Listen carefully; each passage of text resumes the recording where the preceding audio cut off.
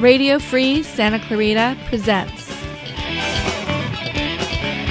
The Talk of Santa Clarita, a podcast about issues involving Santa Clarita and the surrounding valley. With your host, Stephen Daniels. Episode 167. Associate Professor of Music at Los Angeles Mission College and Artistic Director for Mission Opera, Joshua Wentz. And now, let's see what the Talk of Santa Clarita is. And remember, this is for posterity, so be honest.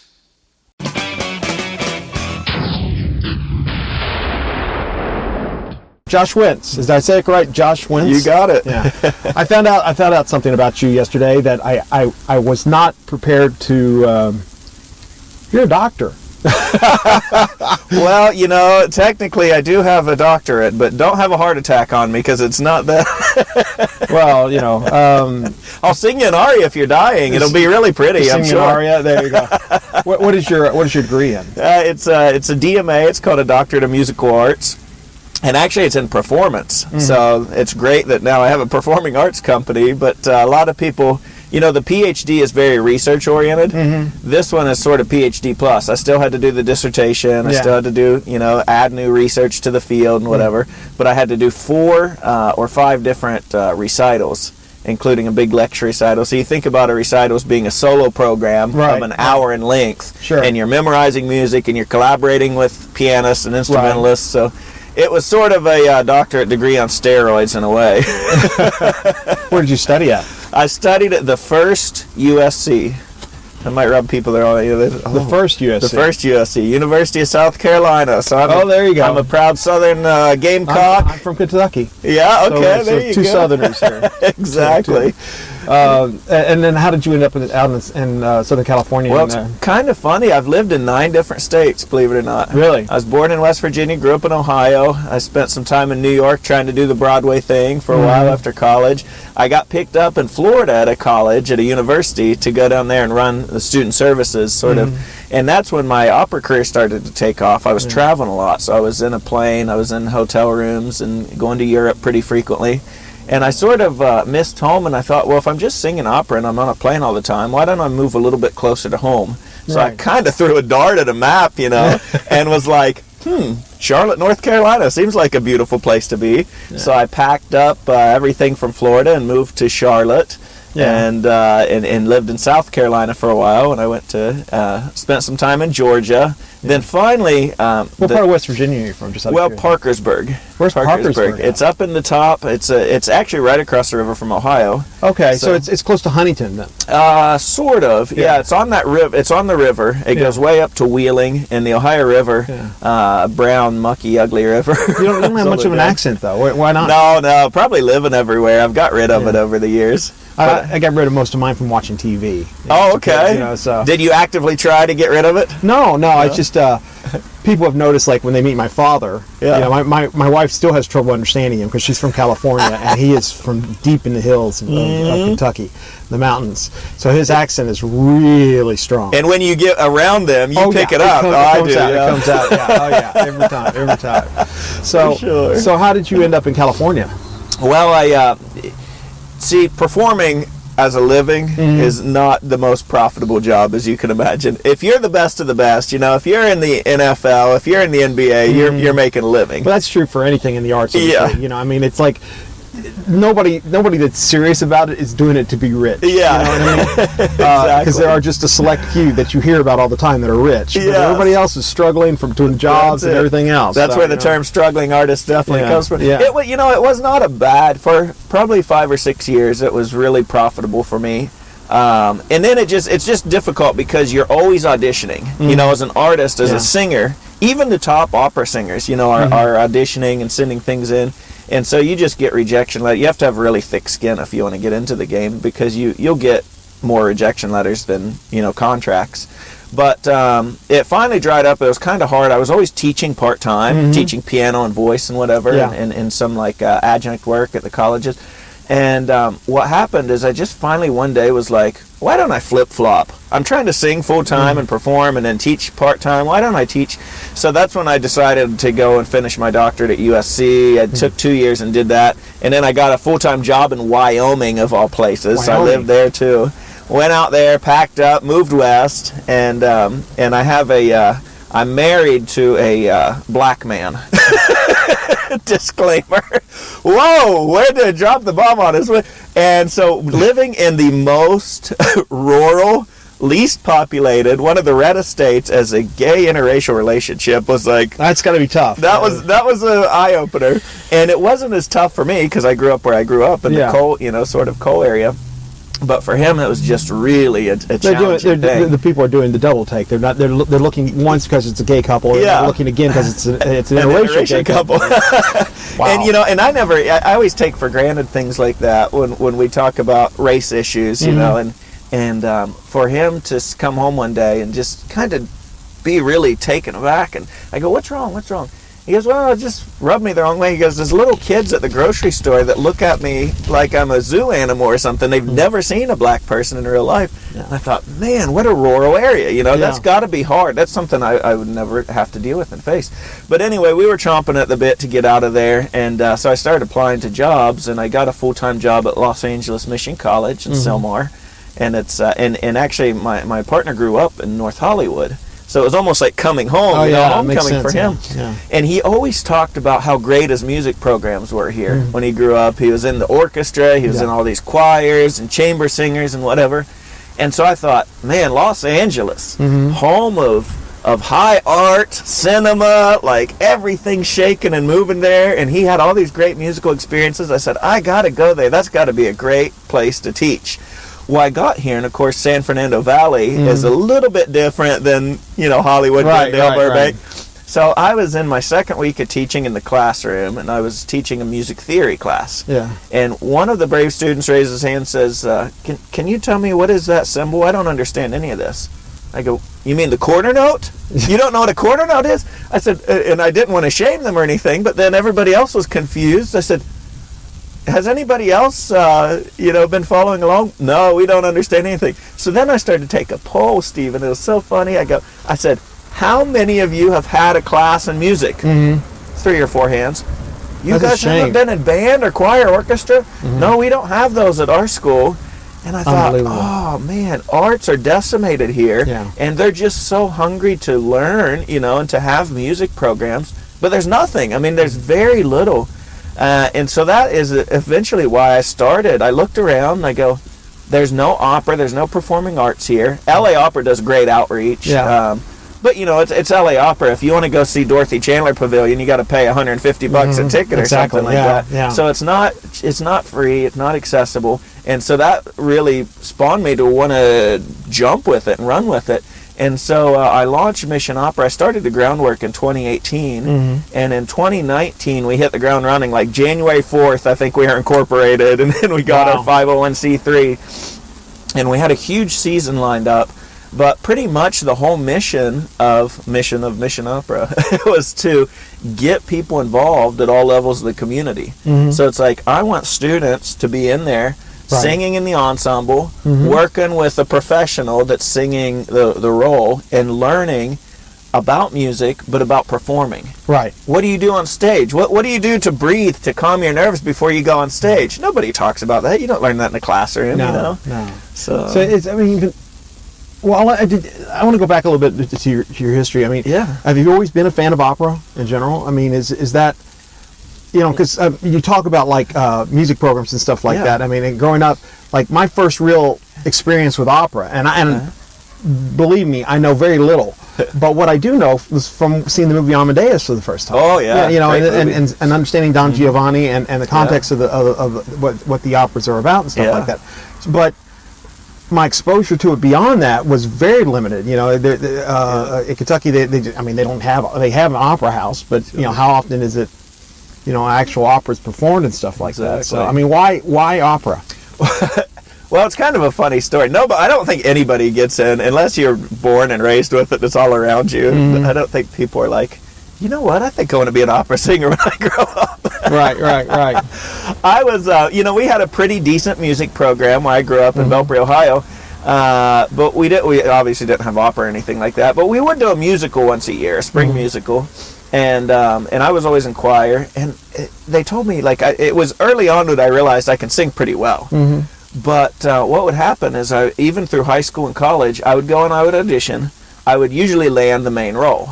There's not that many men, young men in arts anyway, so it's like they didn't have much to choose from. But I would land the role, and then the choreographer would come in, and he would have to re-choreograph the whole damn show to meet my dancing capabilities. Are they excellent or? Oh, in my own mind, it's like, how some people are shower karaoke stars or whatever. I'm just like, I can move, baby. Nobody else thinks I can. You're like Elaine on Seinfeld, Yeah. as far as the dancing goes. Yeah, I gotcha. You're a great dancer. You're a great dancer. Yeah. With the thumbs out. So actually, I had a lady that was brave enough to tell me, she goes, Josh, you could sing. You just are a crummy dancer. And I was like, oh, man, my dreams are killed. She goes, have you ever thought about opera? I have a lyric opera workshop. Why don't you come and do that? So I did it. That's probably sophomore year of college. And I loved it, and I stuck with it. I still do musicals from time to time, but I'm upfront and apparent about my dancing. And my dancing has gotten better over the years. Right. I didn't take any classes, obviously, growing up in the Rust Belt and Bible Belt. But what years were you up in New York trying to make it on Broadway? It's funny you say years. I made it about 6 months. It's very, very expensive, as you know. Oh, yeah. And I was sort of renting space, with a friend that I'd met, and the Craigslist people coming in and out trying to, they're trying to pay their rent. Right. So I was there in 2003, and that's when I got the gig in Florida. Thank goodness, and I just off to Florida. 2003. I'm trying to think of what were the producers was the big thing at that time, wasn't it? Yeah. What do you think of the state of Broadway right now? I mean, nothing's on right now, but I mean, musical in general. I mean, Hamilton kind of changed everything as far as the style of musical. Because I haven't seen it on stage, but I've seen the Disney Channel filming of it. Yeah. But I mean, it's not really musical theater. It's not really opera. It's kind of like this weird hybrid or something like that, And like the producers that kind of brought back traditional singing and everything like that, and then you had before that there was the Andrew Lloyd Webber. I mean, it's like every opera. I mean, every Andrew Lloyd Webber performance or show was being put on stage in Broadway and stuff like that. But it's evolved quite a bit now. I mean, what is your feeling on Broadway in general? I think I'm glad to see they're getting back, but I think Broadway and musical theater is doing a really great job of connecting and molding and modifying and reaching a younger audience. Yeah. I mean, you look at the past 10 years and you've got all these shows, the Heathers, Dear Evan Hansen, and a lot of these shows that Legally Blonde that are about students, kids in high school. So they're capturing kids at a younger age, right, getting them interested in it with issues that are pertinent to them, And it's like, here we're putting on powdered wigs and doing things from centuries old, of the old white men. So I think opera has a lot to learn from Broadway, to be honest. I think, like you mentioned Hamilton and going outside of the mold, it's like, well, hip-hop is immensely popular right now. So why not combine good storytelling, history, musical theater, Broadway, dance, all the elements are there with this hip-hop hybrid kind of combination. And that's why it was a game changer. I have no doubt in my mind. It's not people weren't like, oh, I love Alexander Hamilton. Let's go, kids maybe. I'm going to say this. The only thing that pisses me off about the Hamilton play was, I was into Alexander Hamilton before he was cool. I mean, I kid you not. You could have asked me 10 years ago who was my favorite founding father. I would have said Alexander Hamilton. Swear to God, I would have done that. Well, and probably because you're well versed in history and literature and stuff like that. No. Why'd you like him? I threw a dart on the board and it just hit. Charlotte, North Carolina. Alexander Hamilton. That's exactly right. I was always intrigued with, not to get off on a tangent on Alexander Hamilton, but I was always intrigued with his idea of like the federal bank, and he seemed very visionary about what he wanted to do. Yeah. Beyond what a lot of the founding fathers saw. It's like Yeah. he seemed to know that these certain things needed to happen to keep the government running and stuff like that. So it always intrigued me. And then the fact that he died so stupidly. Yeah. I mean, there's something ironic about it. Such a brilliant man dying in such a dumb way. Yeah. And honestly, if he hadn't, probably, we might have Democratic, Republicans, and Federalists as the other party, if it developed a little bit more extensively. That's true. I didn't know he was an immigrant until really? musical Hamilton. Yeah. Well, they're all sort of immigrants, but more like European immigrants. Yeah. But he was an islander immigrant, from what I came to understand. So you got intrigued with opera because you couldn't dance. Yeah, pretty much.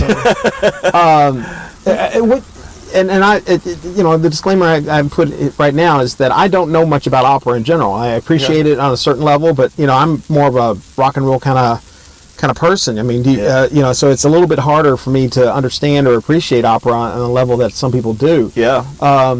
But I mean, that's what intrigues me about your nonprofit Mission Opera, is that it seems to be reaching out to the mainstream to show that it can be applied to. I mean, like, the average person who doesn't know Amadeus Mozart, can understand and relate to it a little bit more. Do you want to talk about that a little bit? Yeah, we that's part of our goal, is to bring opera and musical theater, because we do both. Yeah. Although we start with opera because of royalties. It's like you do musical theater, you got to pay a whole bunch of money for copyright and streaming and rights and whatever. But opera is so old that you don't have to pay anything. So that's a good economical place to start. Sure. But to answer your question, it's like people have stigmas about opera because they think it's something that it might have been, maybe it's not. You think of opera, you think of kill the wabbit, right? And you have the fat lady with the horns on her head, Yeah. And there's a lot of negative stereotypes about it. It's like, I don't really want to sit in a theater for 3 hours listening to classical music, right? Mm-hmm. But people don't understand that opera is storytelling. Opera is the original cinema, right? Opera is where they went before they had anything to record, and they would have a night out on the town to experience some entertainment, and they would go and watch a story unfold with costumes, with sets, with a make-believe world, sometimes fairy tales, sometimes issues that have to do with you personally, and just really dive into it. So my goal then is to kind of kill the stereotype and say, well, it can be boring, yeah. I mean, there's operas that I don't want to sit through. Yeah. But we want to take musical theater, American opera, opera in English, and opera in Spanish, because there's so many Spanish speakers and English speakers here, and show people what that looks like. Yeah. And we do one big traditional grand opera a year usually, in Italian or French.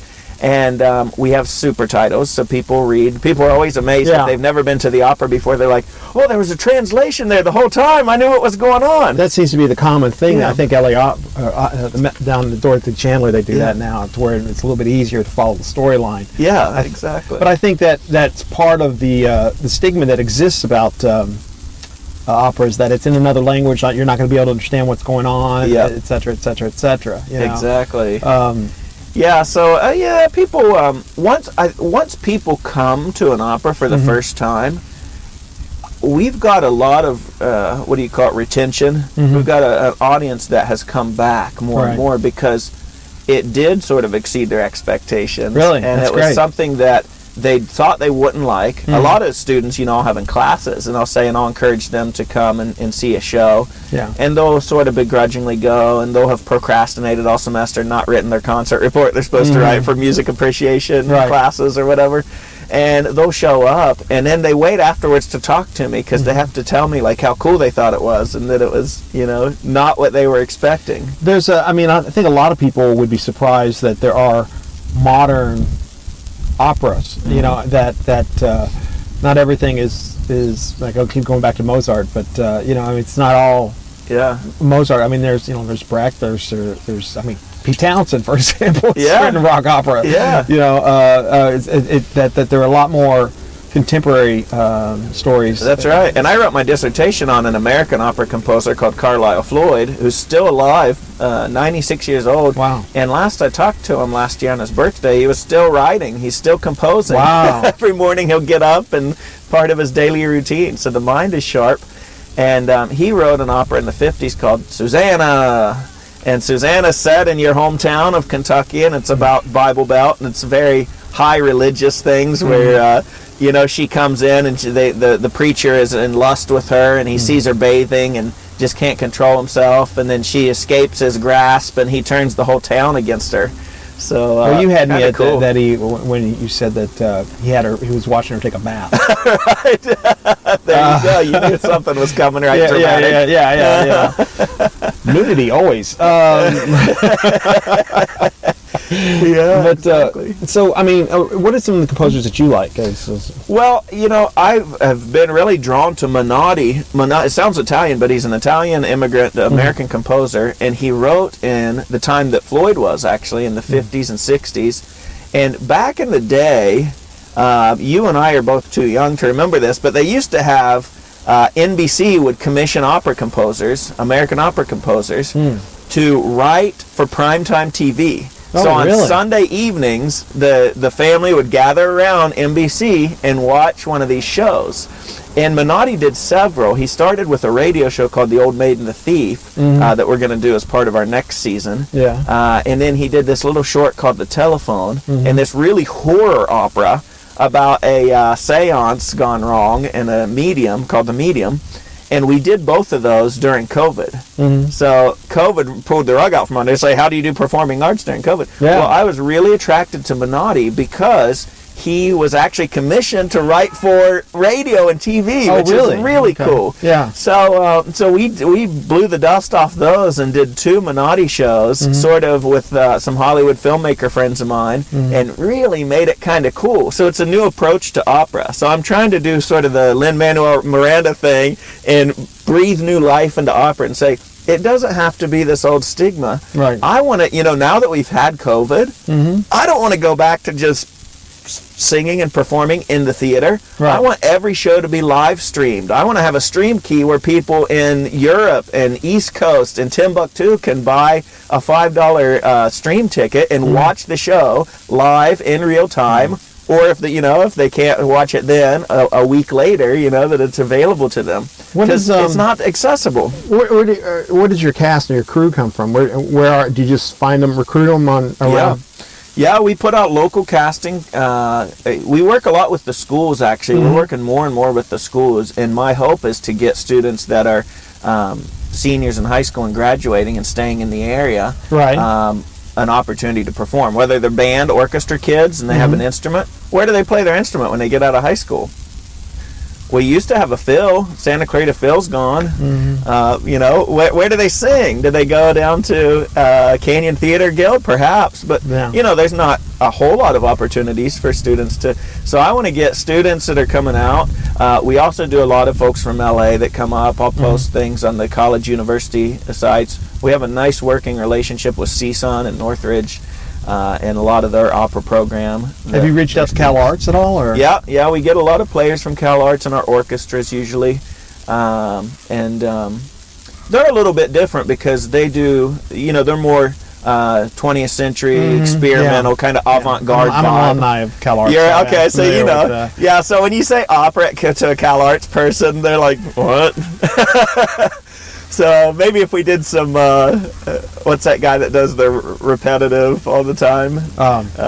Not John Cage, but Satyagraha. They do them at LA Opera a lot. Oh, I don't know. Philip Glass. Oh, Philip Glass. Okay, Yeah. See, I know Philip Glass. But The name is, I don't know why his name escaped me real fast like that. Yeah, I know Philip Glass and I know Kronos Quartet. That's about it. So tell me about how many people are in your group that you have right now, as far as the and what does it cost to put on a performance?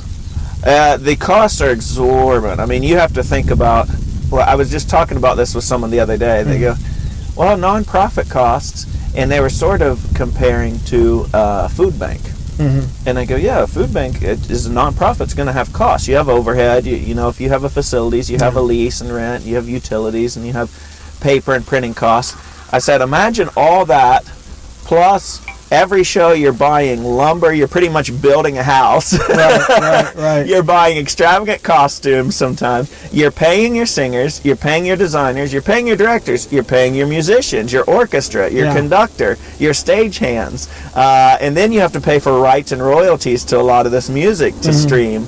You know, you have to pay for music to be printed. You know, the list goes on and on. So it's very high. But I can do it on a budget. I mean, usually I can do a show for 10 to 15 grand if it's a small scale show. Yeah. But you know, then we'd sell tickets for $20. Right. So it's like you're never going to make your cost of production in tickets. So thank heavens we have really generous, you know, arts organizations in and around LA County. Department of Cultural Affairs has given us money to grants, LA County Arts, and then most recently City of Santa Clarita gave us a $5,000 grant that allowed us to do the Menotti double bill during COVID. So we're really grateful to our grantors. But now we're really trying to look for corporate sponsors because we are getting a lot more following and we're getting an expanded reach. Right. So we're doing a lot of advertising and marketing for our patrons. So we're looking for sponsors that'll say, hey, we'll give you $1,000 for our corporation, our company, if we can be on all your marketing materials and stuff like that. Yeah. So we're really running with that and trying to, and really we're looking for corporations that are arts friendly and that want to be part of the community. Some companies, you know, sit up on industrial and they're like, we just want to make money. We don't want anything to do with the community. We'll pay our rent. Right. Others are like, we love the community we're in. Yeah. We value nonprofits. We value arts and charities like that, and we want to help. And so hopefully someone listening today will be like, hey, let's call that guy at Mission Opera. All 7 of them. Yeah, there you go. We call them the Santa Clarita 7. So. One of them has got a dollar bill in their pocket. Big bucks. Big bucks. So, and so your season starts soon? Has it already started? Yeah, we're sort of, well, it's kind of funny. We had a big season and COVID sort of shook things up. So we're sort of finishing an old season, but we're doing a summer show, and this summer show is our springboard back into live performing arts, because we did 3 full operas digitally during COVID, which nobody else did, by the way. You know, certainly nobody around.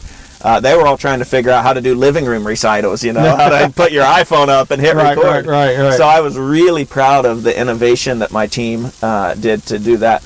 But now we're trying to springboard back. We're getting back to live performing arts. We can't be in the theater yet. Well, maybe we can. Things are changing very rapidly, which is cool.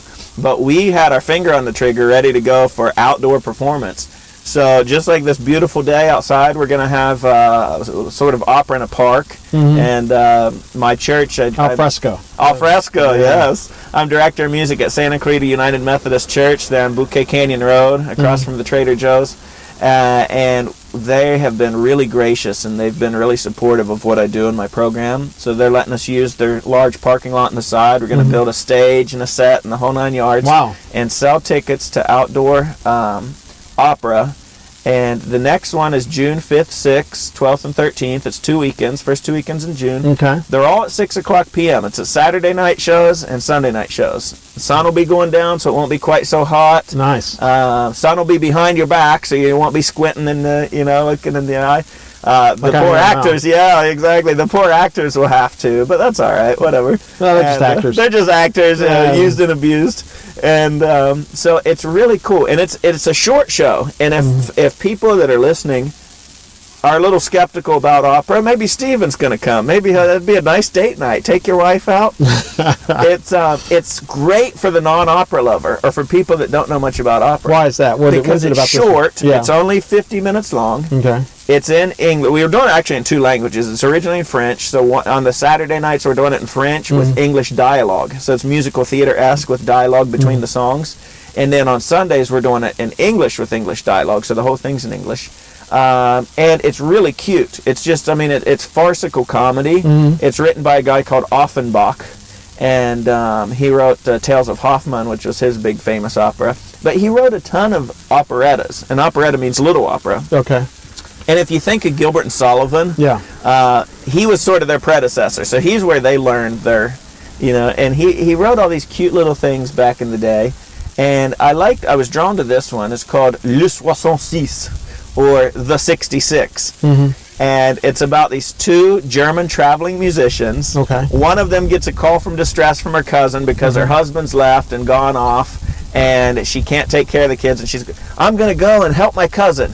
And then this boy comes with her, and the two of them are traveling through the Swiss Alps. Mm-hmm. Well, upon they arrive, thus arriveth, I don't know how to say, this guy that's peddling goods, and he's selling his junk, and he sells them a lottery ticket with the winning number, the 66 on it. Oh, okay. So this guy's so excited, he's got his winning lottery ticket, mm-hmm. So he gets a loan from the peddler and goes down to the town and buys all these extravagant clothes, and mm-hmm. he's looking so fresh, and everybody's making fun of him because he looks like a clown. And lo and behold, he didn't have the number 66. His ticket was upside down, and it was number 99. So how do they get out of that pickle? I don't know. You have to come to the opera and see. But it's really cute. It's short, and it's got really magical music. Offenbach was a melodist, so you'll walk away sort of whistling and humming these tunes. Mm-hmm. And it's only 3 players, and I did that intentionally so that we could have sort of some COVID safety coming out of the... Mm-hmm. But yeah, and tickets are cheap. Tickets are only $20. Do you give discounts to kids? Yeah, discounts for students and seniors. We're working with the Heart District, so they have a discount code that I've provided the teachers. But yeah, if you get on our website, it's www.missionopera.com. It's going to guide you to our ticketing platform. Okay. And you can, indicate. And seniors, maybe you're a 52-year-old senior. We don't care. We don't discriminate. Come check out opera. Don't discriminate. No, you're too old for the opera. You're too old for the opera. I'm looking at some of the other ones you've got coming up here, and in November you've got Don Giovanni, which is probably Mozart's most famous opera. Probably. Exactly. Or the Magic Flute, maybe. But you want to talk a little bit about Don Giovanni? Giovanni has been put off and off and off. That was our season closer. That was going to be in May 2020. Yeah. We were getting ready for it. We'd already started. We had a cast in place. We'd already started rehearsing, and then March came around. You know what happened. So we pushed it back to the summer. Then we pushed it back to last fall. So this is a year and a half in the making. And this is my concept. I'm directing this show, and I've created a concept about sort of like a Harvey Weinstein-esque Giovanni, right? Giovanni is based on the Don Juan chasing the women around. Right. And he's a nobleman, so he always ends up sleeping with them, but then he slips out in the night, and he promises them he'll marry them, and they'll be a noble, they'll be a duchess or whatever. Yeah. And he never does. And so we thought, how appropriate would it be to set in a modern age, and this time with sort of the Me Too movement going on, and abuses of power and whatnot, and to actually, instead of having it in a classical setting, to have it on a movie set where you have elements of props and moving cameras coming in and out, right? And then on the other side of the wall is the office with the casting couch, And I've taken it a bit further. If people know Don Giovanni, there's 3 characters in the show. There's the Commendatore, who's this big military man who he kills at the very beginning. He's bookended. So he dies at the beginning defending his daughter's honor, and then he comes back as a sort of a ghost in the end, as a talking statue in the traditional show. And his daughter is named Donna Anna, and she is going around trying to find this person who has essentially raped her, for all intents and purposes. And she has a fiancé named Don Ottavio. So Anna and Ottavio are always going around and looking and sort of chasing on this crusade to find this person who has defiled her. And they don't know it's Giovanni. They know Giovanni because he's a very, famous, popular man, respected man in the community. Right. But they didn't know it was him until some point in the opera where she hears his voice and she knows that it was him. But my take on it is that not only is he sort of, are we talking about Me Too and sort of this kind of movement, but we're talking about mental health, because I've making Giovanni a schizophrenic. So he's actually battling with reality, and he's losing control of this disease, and he doesn't know what's real and what's fake. Right. So in my vision, every time Anna and Ottavio are on stage, it's very dark and dreamlike, because they don't exist to any of the other characters around. They're only a figment of his imagination, which is really hard to play because there's a lot of interaction between other characters. But it's, I spent a lot of time sort of sewing this score together and finding ways to creatively tell this story so that it shines light on mental health, mental illness, as well as sort of social justice issues. And so very... Are you doing that in English too? Or? That one will be in Italian with English dialogue. So we have an opera, an old school opera, in classical opera, they have recitative, which is a fancy way of saying, we sort of sing the text to move the plot along. You have an aria, or you have an ensemble number, and it's big, all orchestra playing, and you have recit, and it's essentially them going, bravo signor padrone, ora incomincio a capire il mistero, right? And they're just really fast saying the Italian. Well, that doesn't do anything for us. It's not beautiful singing, so why keep it? And all it is moving the story along, and then people have to read like this. So I'm like, let's cut the recit, let's just have English dialogue, and then we'll have the big numbers in Italian with super titles. Okay. How many operas have you directed, just out of curiosity? I mean, I've done less than 10. I think I've done 7 or 8. So I'm new to the directing. What does it feel? I mean, to me, the thing that's always amazing about opera in general is the level of production. That you've got not just a big orchestra, and these incredible voices, but the set pieces themselves, the length of the performance usually is long, and it's about as big as a performance can get usually. When on a stage, it's everything there. So I'm wondering, when you start putting something together, I'm assuming it's you and a piano and a few singers, and you just start building based on that. And what is it like on opening night, and all these elements are now in place? And you've watched it start from just the piano and a couple of people singing.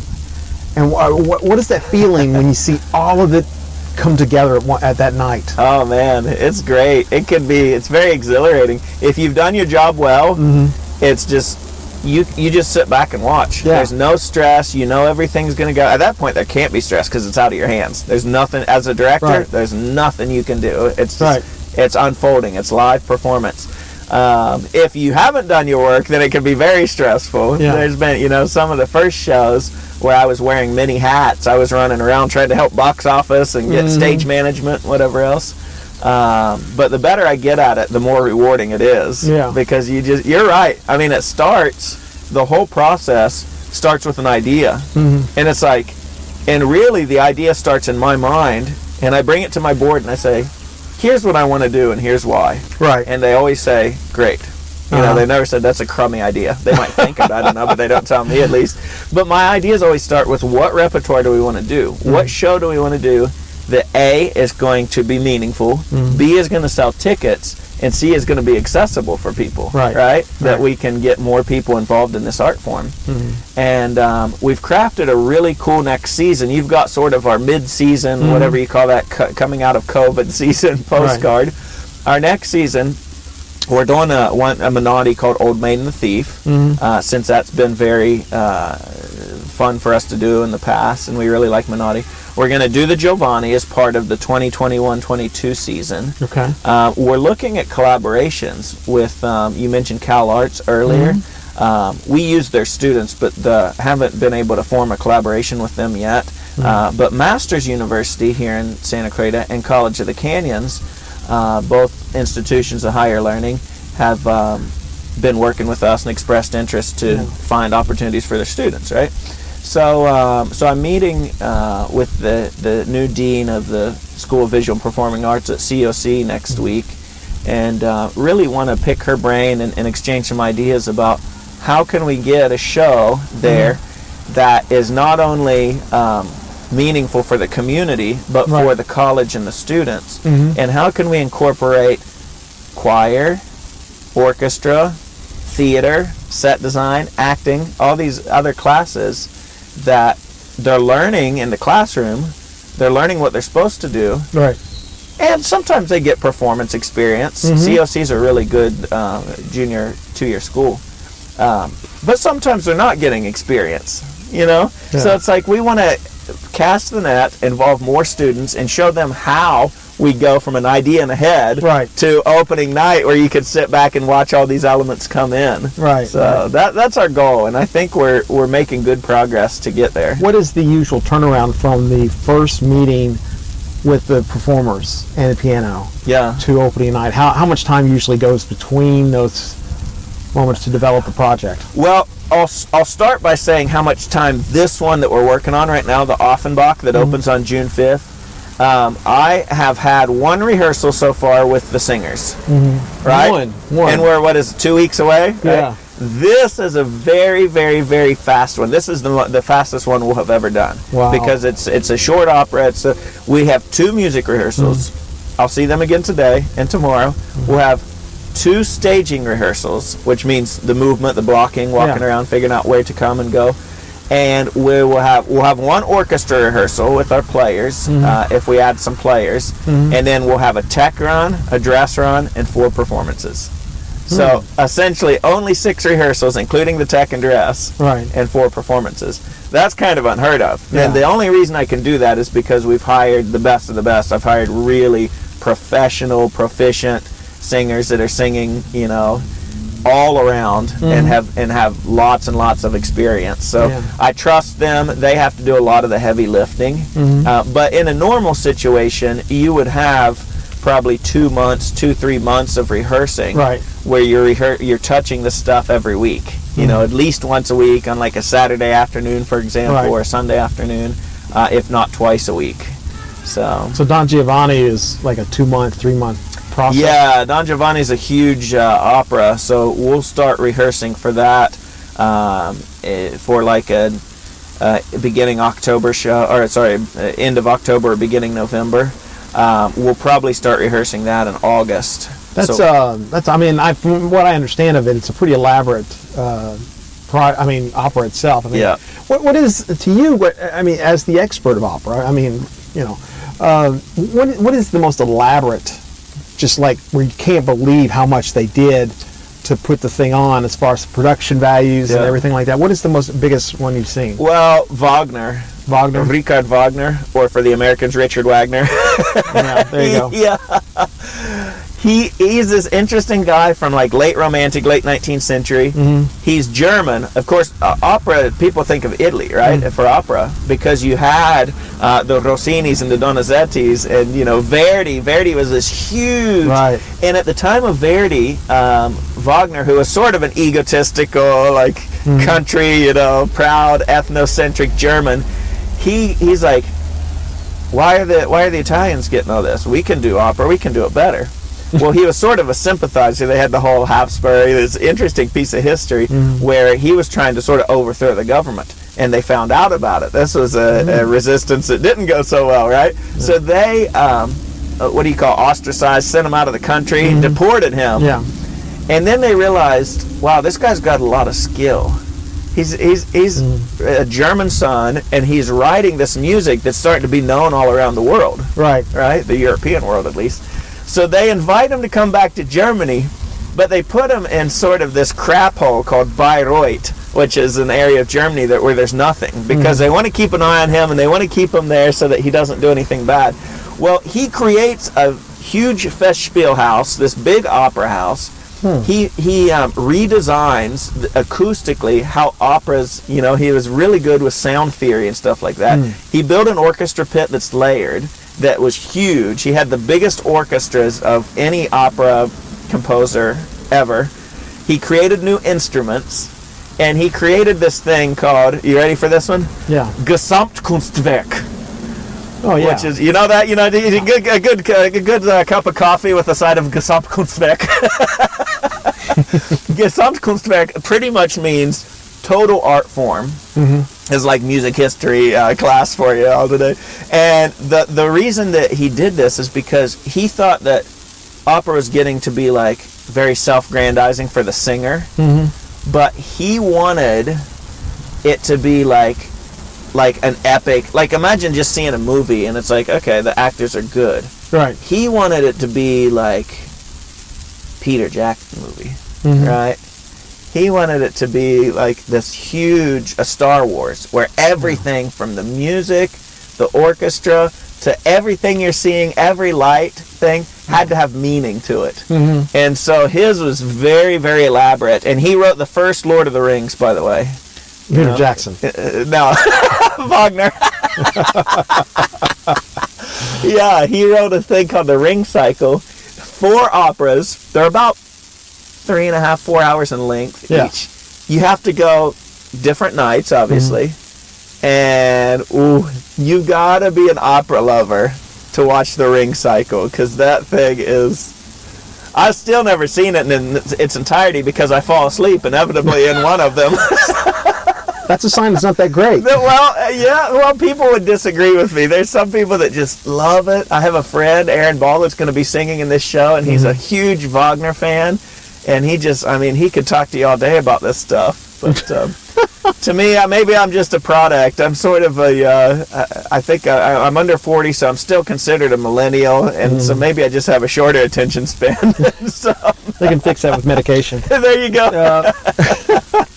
I'm curious about, is opera the only thing you listen to? Oh, no. I don't even hardly listen to opera. I listen to a lot of, pop music, jazz music. I love Amy Winehouse. I love Frank Sinatra, Rat Pack. Who doesn't, man? I actually grew up on country music. I still listen to a lot of country music from time to time when I'm, Garth Brooks was my hero growing up. I went to a Garth concert at the Forum a couple years ago. I couldn't believe. I'm like, oh, it's going to be dead. Who's in Southern California listening to Garth Brooks from the 90s? Well, they're actually more the Chris Gaines fans. Right. Yeah, right. That poor man. I don't know who in God's name told him to do that for his image. But as soon as he did... For our 7 listeners, Google Chris Gaines. It's a dark period for Garth. It was. And I'm so happy that he came back as Garth Brooks. I think he's got new albums. I did not get his new albums, but I'll listen to his old stuff quite frequently. Yeah. Do you think, I'm just talking about, and just kind of getting your opinion on this, but like Andrew Lloyd Webber, do you consider him an opera writer? Or? Well, no. Yeah, a lot of times people will say, what's your favorite opera? Oh, I saw Phantom of the Opera. Like, well, it's really musical theater. It's made for Broadway. But he certainly has. He's from a good, staunch European tradition. He grew up, in England, I assume. I don't know much about his history, but he's clearly got classical training. Right? But yeah, his stuff is really made for theater. Well, would you consider Jesus Christ Superstar an opera?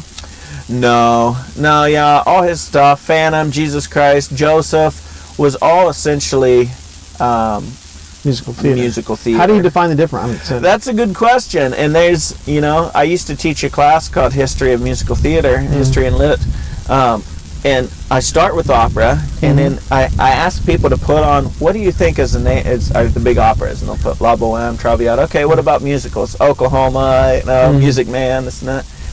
And then we talk about what they have in common. Well, what makes this an opera as opposed to a musical? And there's a lot of stuff that's really hybrid. We were talking about Menotti earlier and Carlisle Floyd. Yeah. His Susanna is dialogue. It's folk music, so it's dance music, so there's a lot of choreography in it, just like musical theater, right? If there's dialogue, does that mean it's Broadway? Well, what about all the shows on Broadway, like Hamilton, for example, that doesn't have dialogue, that's all sung throughout? Right. So, so there's certain characteristics. Another one of the big characteristics is amplified voice. Do you, on Broadway, obviously, you have instrumentation like electric pianos, electric guitars, and things like that have to be piped through the house. And then, obviously, you have to have a lav mic or some kind of mic to amplify the singers. In opera, generally, you have string instruments, right? Symphony orchestra instruments that are not mic'd, that are acoustical, to pair with the acoustical sound space of an unmiked singer. So that's sort of it. But singers are mic'd these days. Right? Nope. Really? You'll get. And you won't get mics for amplification for the live experience. Really? For example, if you're sitting in Dorothy Chandler Pavilion, clear up in the nosebleed section, looking down, they look like ants. They're not mic'd. What you're hearing is their organic voice coming straight from the vocal folds, all the way in that big space. But they are mic'd in terms of recording for posterity. Everything's pretty much now live streamed or recorded for archival purposes or whatever. Right. So you're going to see hanging mics, like sort of omnidirectional mics that are going to pick up the entire, soundscape, the orchestra, the singers, whatever. So that's pretty amazing. So yeah. Now, did you receive training as an opera singer? Yeah, once you always start, and if you're a voice major, you go away to college and you're like, I'm a singer, you always have to get the classical training. Right. I mean, maybe if you go, there's some commercial music programs now, and I'm not sure what they do, but they still have classical foundation. You're still learning the old Italian art songs. You're still learning to sing in a different language and whatever. So even as musical theater, when I went in, I was learning, Italian art songs and stuff like that. But at some point, you start to learn the opera rap. And opera rap is a lot heavier and takes a bigger voice, right? So as you grow and your voice gets stronger, you start to see that, oh, I can sing this. Oh, I can sing this now, Do you believe, I read somewhere that there was a teacher for voice, and she maintained that everybody's got a good voice. It's just understanding how to use it properly. Yeah. Because when I try and sing, my cat and the dogs immediately go hiding. But she seemed to believe that that anybody can sing if they just need the proper training. Yeah. Do you think that's the case? Yeah, I believe that. I mean, I believe you can teach anybody to sing, even people that are tone deaf, because what you're hearing is different from what's coming out of your mouth. Right. Yeah. But pitch is frequency, right? And frequency is vibration, and there's a certain feeling when you sing a note. Yeah. That's that feeling. So even someone that's tone deaf, when you get them to sing a B flat, for example, they sing that and you go, no, it's got to be higher. It's got to be more frequency. The wavelength has to be faster. So it's got to have more pressure and more, bring it up. Once they figure that out, then it's not a sound, it's a feeling. It's a feeling of that frequency and that vibration in your head and in your mouth and in your whole apparatus, So then it has to be memory recall. How did you sing that? How did that feel? Go back to that feeling when you sang that B flat. So that's weird. Yeah, food for thought. I don't know how effective it is, but well, I mean, I'm just intrigued with that. I mean, like, is Lou Reed a good singer? Is Bob Dylan a good singer? I mean, or do they just need proper training to, I'm told actually Dylan's voice is more like when he sings Lay, Lay, Lay, Lay. That the nasally voice that he has is something he's developed over time, and that's not his real voice. Well, I mean, we're talking about pitch and matching pitch and finding pitch. That's the starting ground. Yeah. But then, like, when you talk about timbre is sort of tone color. So I can play a pitch on a piano, and I can sing the same pitch, and you're going to know which one is my voice and which one's the piano because of the timbre, right? Yeah. So people's voices can be very unique. They can be anywhere from raspy to mellow to hollow to very poignant and bright. But I think that's what makes good singers. Maybe I shouldn't say that. I don't know. That's what makes singers unique, for sure. Yeah. So. And who would you say is the best singer of the past 100 years, opera singer? Best opera singer? Yeah. A lot of people hate her. I love Anna Netrebko. She's this sort of like diva Russian singer, but she could sing about anything. We had a guy that was also Russian named Horostovsky that had a brain tumor, died a couple years ago. But he was the best of the best. He was my favorite because I'm a baritone, and he was a baritone. I love Jonas Kaufmann. I don't know any of these people. Yeah, no. Well, of course, Placido Domingo of the three tenors, and of course Pavarotti. Maria Callas was one of the probably La Divina. I have heard of her. Yeah, she's one of the most famous ones of a day gone by. But these are ones that are still active and singing now. As an opera person, one of the people that always intrigued me as far as voice goes is Aretha Franklin. Yeah. Because she did a performance at the last minute of the Grammys where she had to sing opera. Yeah. And blew everybody away by it. Yeah. I mean, is that somebody that you would say had just like the perfect understanding of voice? Or would you say, or would you completely disagree with that? Would you completely disagree with that? Man, you're setting me up. No, I'm curious. I don't know. I mean, everybody talked about her performance that day. And, I mean, she is somebody who seemed to have an understanding of her voice no matter what genre she was singing. Yeah, you know what I mean? That's why I asked that. True. So, I mean... I mean, she has a style. You're right. She did have an understanding of her voice no matter what. She's not going to come out as Aretha Franklin giving decades of performances and just being who she is and sing any different than who is Aretha Franklin. Nor should she. You know, she shouldn't come out and try to sing it like Pavarotti because he couldn't show up. But I loved what she did because she actually exposed people who would be fans of hers and who love and respect her music to a new genre. And and a lot of people walked away going, that was really cool. She sang this opera song, right? It was written for a tenor, right? And obviously she's not a tenor. And it was written in Italian, and she learned some of the Italian. She sang the first couple lines in Italian, and then I think then she did something else.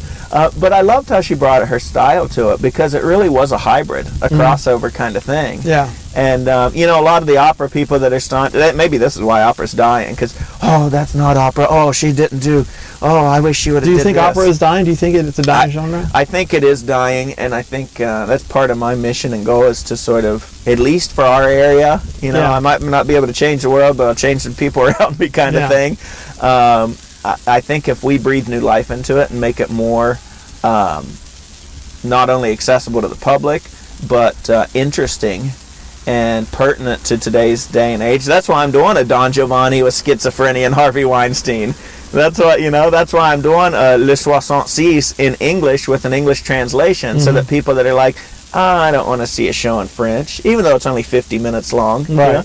But the opera people and the people that do like that, or maybe someone like you maybe took a French class in high school and you're like, I did take a French class in high See, school. I knew it. How did I know that? Maybe you would like to see it in French because it's, you know, you'll still know what's going on. You'll still have the super titles or the program translation, but you know, to each their own. And that's what I mean by accessibility, is that it's like we want to open it up so that it is comfortable for people, no matter what level or where they're coming from, that they're like, this is cool. What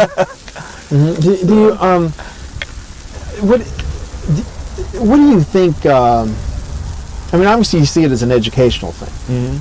I mean, what do you see when you see kids learning about opera? I mean, how do they benefit from it? Well, you know, it's hard because it is a performing art. So to learn about it is best done by performing, right? You have to have a student that sees it and experiences it, and if they can get involved in it and they can actually be on stage, like some of my kids at Mission College, that's when they're really learning about it because they've got their hands in it. Learning about it from a textbook or watching YouTube videos is like, So that's why I think our goal needs to be, how can we get more people at different levels of the community involved in it? How can we get students that want to know more, or that maybe they don't want to know more, but because they haven't done it yet, to get involved and then be like, oh my God, this is cool, and have ownership and a feeling of self-pride in it. So that's where I'm going. I think that's where the biggest educational component is when you get students involved. We're going to cut to what we call Ryan's question. It's my kid's question for you. And but his question is this, and I quote,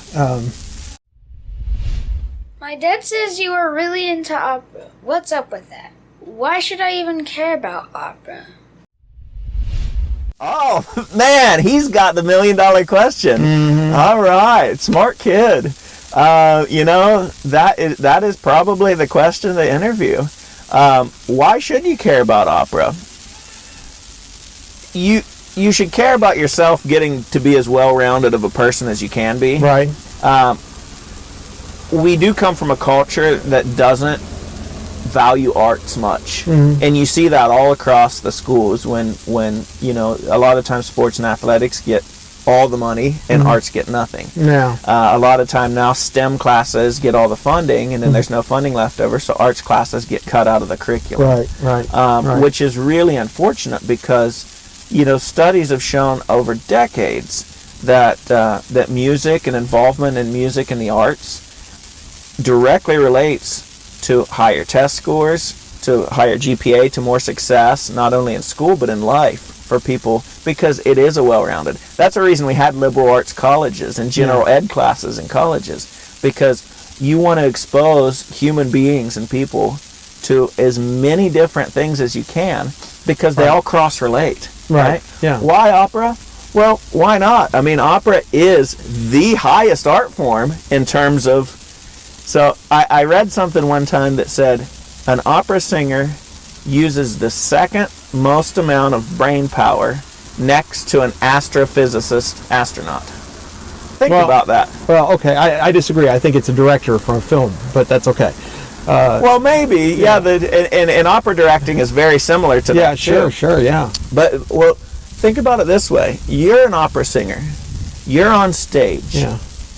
You're thinking oftentimes in a different language from your own. Mm-hmm. You're thinking about the diction, where the T's go, how to elide words. You're thinking about your melody and how to have good, proper singing technique. You're thinking about phrasing. You're thinking about dynamics, how soft.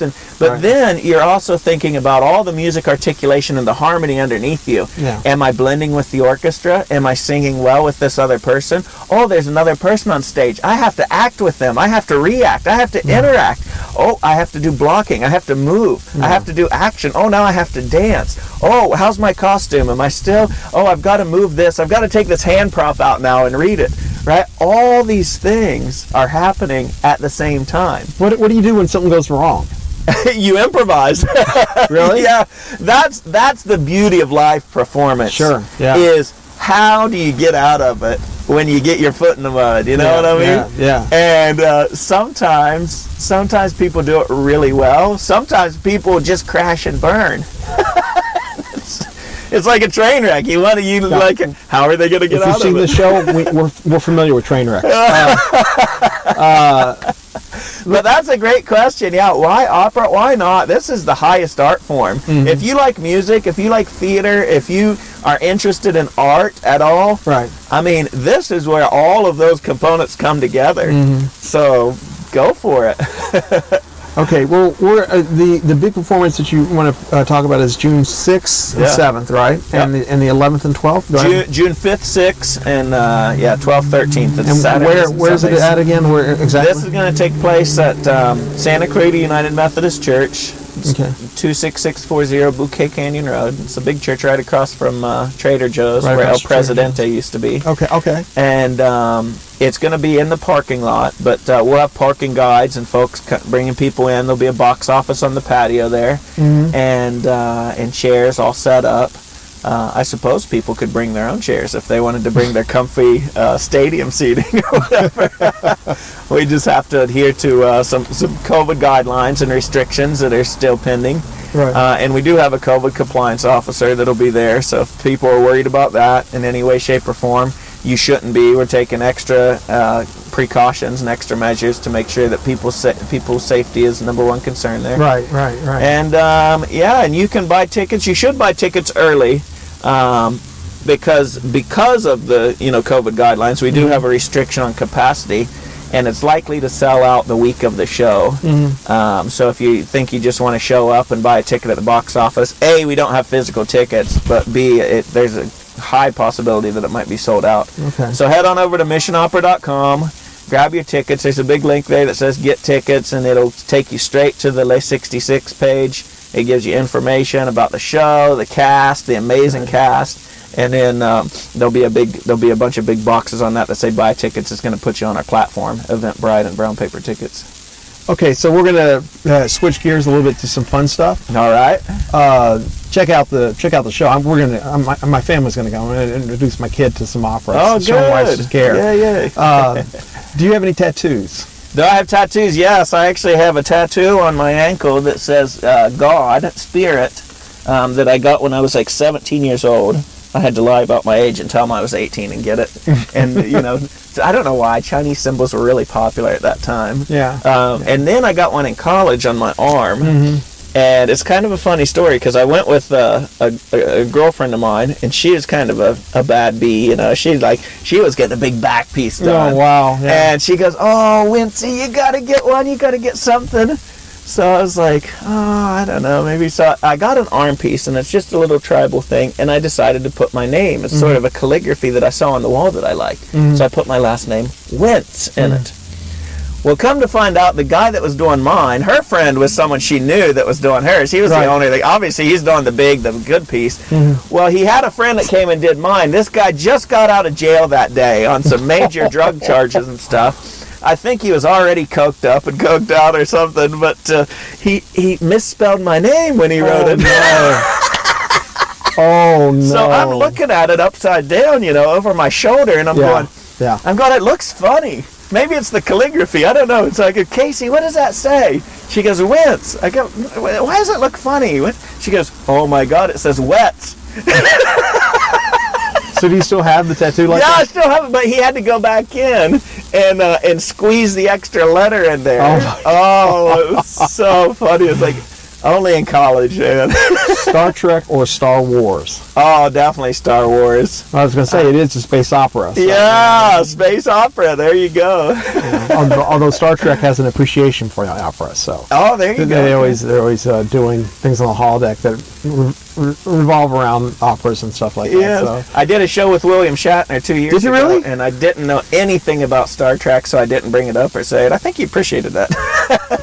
Yeah, I met him once, and I'm a big Trekkie, so it was a real thrill to meet him. And he's like, put his arm around me, let's take the picture, get out of my way, kid. It's kind of the attitude, but I mean, it's Captain Kirk, You get a little. Okay, and do you have a joke for us? Oh man, I could tell jokes all day. Let's see, how do you get a trombonist off your porch? I don't know. Pay him for the pizza. What's the difference between a viola and an onion? I don't know. Nobody cries when you cut the viola up. How do you get two piccolos to play in tune? I don't. Shoot one of them. Shoot one of them. There you go. And my favorite, I got to tell an opera joke though. How does a soprano sing a scale?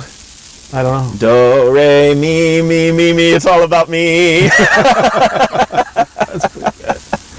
Can you sing a little bit for us? I mean, I'm curious. I would like to hear a little bit of your voice. Oh, okay, sure. One of the first professional gigs I ever got was an opera called Faust in French. Sure. And it's when I really learned how to sing over an orchestra. And he has a big aria in it. And he goes, "Avant de quitter ces lieux, seul notre mes aïeux." Nice. Now that I've blown out your mic. To try to adjusting the mixer. Apologize for the sound problems in advance, guys. Sorry about that. No, and the last thing I like to ask people to do is just give us your best evil villain laugh. Oh boy. And you did the face with it. That was key right there. Yes, you do the face. All right, so the 6th and the 7th, right? 5th and 6th. 5th and 6th. I'm sorry. And the 11th and 12th. 12th and 13th. 12 and 13th. Yeah, you're thinking what? Friday, Saturday. It's a Saturday, Sunday show. So first 2 weekends. We'll put the banner. I'll cut to it so everybody can see the dates and stuff, and then it'll be in the opening for the podcast. You guys will love it. I think it's just a cute way to get out of COVID. I mean, it's a good way to come and laugh and just enjoy yourself and be out and about. Yeah. So, what's for the future of Mission Opera? What are you guys got coming up? Oh yeah, we have a huge season coming up. We're really working on our educational outreach and working with not only the Heart District but some of the elementary schools and developing programs for them. And then we're also starting a symphony orchestra. So when Santa Clarita Phil threw up their hands and said, the community doesn't support or need an orchestra, we were the first ones to jump up and say we disagree. That I hire obviously instrumentalists for the opera, but also through my college job. my church job. We're doing requiems and masses and oratorios and stuff. Yeah. And then also through other opera companies that I direct and work in. So I'm hiring a lot of instrumentalists all the time. So I know they're there and I know they're out there. Yeah. But the matter of it is will people play for free? Do they want to? My wife will. She plays flute and would love to be a part. Nice. So So let them know. And anybody, if you know people that are instrumentalists, send them my way. Okay. Do you find, the last question, because we do need to wrap up, but I'm just curious, do you find Los Angeles audiences in general almost apathetic? You know, and the reason I say that is like, because you can probably relate from this growing up in different states and stuff like Wyoming and West Virginia and stuff like that. In Kentucky, when a performance of anybody came into town, it was a big deal. Yeah. So even like, I mean, when you talk about rock bands or an opera or whatever, it was like, well, we got to go see this because who knows if it'll ever come back to this place. Whereas what I found in Los Angeles is because everybody plays here, every performance of anything eventually gets here. There's almost an apathy from Los Angeles audiences about performances. Absolutely. Do you think that's true? Oh yeah, I couldn't agree more. Yeah, you have to have something really special to stand out. Yeah. And that's hard. When you have opera, it's like people already have a negative stigma about it. Right. So it is difficult, and there is an apathy. And I think it's generational too. I mean, I think it is the younger students that can get anything on their phones. Yeah. They can go to YouTube and watch freaking Bob Marley perform in a live, recorded concert. Right.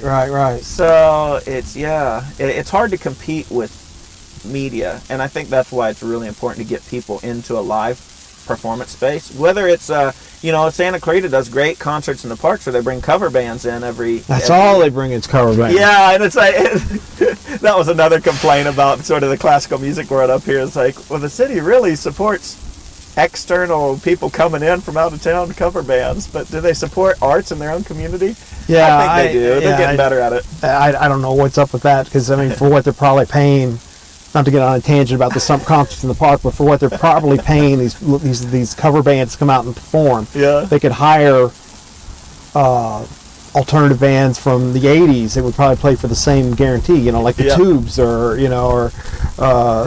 bands like that are still out there touring with a name that had hits and stuff like that. They could easily get them out there to perform live and stuff like that. But I'm not king. I'm not Pharaoh out here, so I can't fix that. So, well, Josh, I appreciate you coming out to doing this. We're my wife and my kid. We're going to come check out the show. Recommend everybody else come check it out as well. The website is www.missionopera.com. You got it. Or .org. Both okay, will lead you there. Okay. So we hope you guys will check it out and some of the other performances coming up in the future. Josh, appreciate you coming on the show. Thanks for inviting me, And we hope you guys enjoyed the talk. You've been listening to The Talk of Santa Clarita.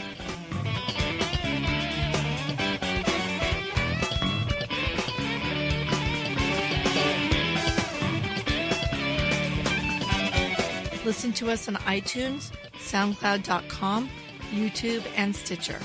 Barring a life event getting in the way, a new podcast is available every Tuesday.